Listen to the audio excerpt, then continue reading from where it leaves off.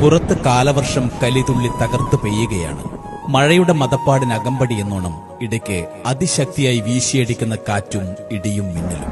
ശക്തമായ കാറ്റിലും മഴയിലും പലയിടത്തും മരങ്ങൾ പൊട്ടിവീണോ അല്ലെങ്കിൽ ഓട്ടോമാറ്റിക് ഇലക്ട്രിക് സംവിധാനത്തിന്റെ ഭാഗമായോ ഇടയ്ക്കിടെ കരണ്ട് പോയേക്കാം.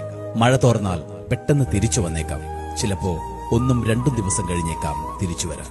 പറഞ്ഞു വരുന്നത്, കരണ്ട് പോയാൽ നമ്മളിൽ പലരും പെട്ടെന്ന് ഇരുട്ടിൽപ്പെട്ട ദേഷ്യം മുഴുവൻ തീർക്കുന്നത് KSEBയിൽ വിളിച്ച് ഫോണെടുക്കുന്ന ജീവനക്കാരനെ തെറി പറഞ്ഞുകൊണ്ടായിരിക്കും. കരണ്ട് ഉടൻ വരുമെന്ന് അവർ പറഞ്ഞാലും ഓരോ 5 മിനിറ്റിനുള്ളിലും നമ്മൾ അവരെ ബുദ്ധിമുട്ടിച്ചുകൊണ്ടേയിരിക്കും. പോകെ പോകെ ക്ഷമ നശിച്ച് കാരണമറിയാതെ അവരെ കേൾക്കാതെ ദയാദാക്ഷിണ്യമില്ലാതെ ജീവനക്കാരനെ അസഭ്യം കൊണ്ട് അസുരവർഷം ചൊരിയും. അരുത്, അങ്ങനെ ചെയ്യരുത്. അവരും നമ്മളിൽ ഒരാളാണ്.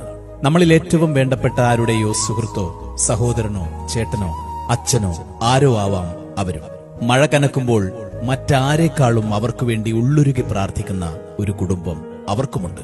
ഓരോ ഇടിവെട്ടിലും മിന്നൽ പിണർ പ്രകാശത്തിലും ജോലിക്ക് പോയ തന്റെ മകന്, ഭർത്താവിന്, അച്ഛന് ഒന്നും പറ്റല്ലേ ദൈവമേ എന്ന് കണ്ണീരോടെ പ്രാർത്ഥിച്ച് അവർക്കായി കാത്തുകാത്തിരിക്കുന്നവർ. സർക്കാർ ജോലി ആയിപ്പോയതിന്റെ പേരിൽ 1 മിനിറ്റ് വൈകിയാൽ എന്നും നിങ്ങളുടെ ശാപവചനങ്ങൾ കേൾക്കാൻ വിധിക്കപ്പെട്ടവർ.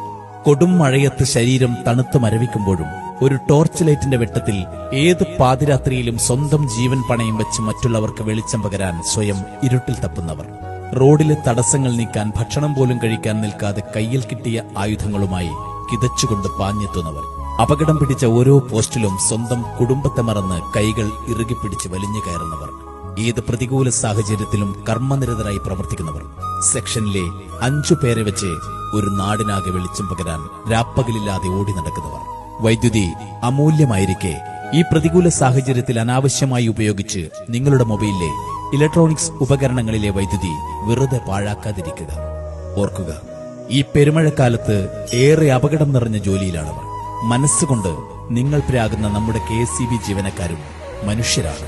കലുഷിതമായ കാലവർഷത്തിൽ ഏറെ പ്രതികൂല സാഹചര്യങ്ങളോട് പടപൊരുതി നിങ്ങളിലേക്ക് വെളിച്ചമെത്തിക്കാൻ അവർ നിതാന്ത പരിശ്രമത്തിലാണ്. നമുക്ക് ക്ഷമയോടെ കാത്തിരിക്കാം, കൂടെ നിൽക്കാം അവർക്കൊപ്പം.